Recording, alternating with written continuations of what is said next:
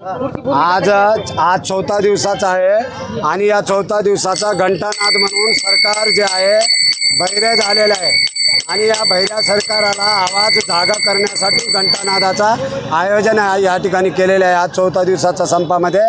आणि आता चौथा दिवसामध्ये सरकारनं अजूनही काही निर्णय घेतलेले नाही। माननीय सचिव साहेबांनी आमच्यासोबत सकारात्मक चर्चा केली, परंतु त्यामध्ये काही धोरणात्मक निर्णय अजूनही लेखी स्वरूपामध्ये निघाले नाही। सचिव साहेबाला समोर केले, परंतु मुख्यमंत्री महोदयांनी पाठ फिरवलेले आहे या संपाकडे।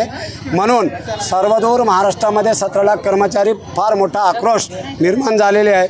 आताच आमची संयुक्त कृती समितीच्या वतीने निमंत्रक आणि घटक संघटनेच्या सर्वांसोबत चर्चा झालेली आहे। सकाळी 7 वाजता आमच्या महात्मा फुले पुतळ्यापासून सोमवारी सकाळी 7 वाजता भव्यदिव्य आक्रोश मोर्चा निघणार आहे। ती मोर्चा या ठिकाणी जिल्हाधिकारी कार्यालयासमोर धडकणार आहेत आणि या मोर्चाची दखल जिल्हा प्रशासक म्हणून जिल्हाधिकारी महोदय शासनाकडे पाठवतील। सोमवारी तरी आमच्या काही झोपलेल्या सरकारला जागा जर आला तर बरं होईल, सोमवार जर जागा नाही आला तर आता कंटिन्यू हे 100 दिवसाचा संप चालेल, कारण हे संप आता मागं हटणार नाही असा निर्धार 17 लाख कर्मचाऱ्याचा झालेला आहे। आणि नांदेड जिल्ह्यातले 16,369 कर्मचारी 100% या संपामध्ये या मोर्चामध्ये 100% सहभाग आहेत। सरकारने कुंभकर्णाची भूमिका घेतली तर काय निर्णय आहे? अहो, सरकारला जागा करण्यास आहे बघा।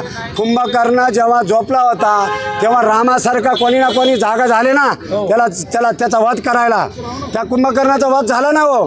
म्हणून रामासारखा परशुरामासारखा अवतारी या क्रांतिकारातून निर्माण होईल आणि त्या सरकारचा काय करायचा तेव्हा आम्ही निर्णय घेऊ।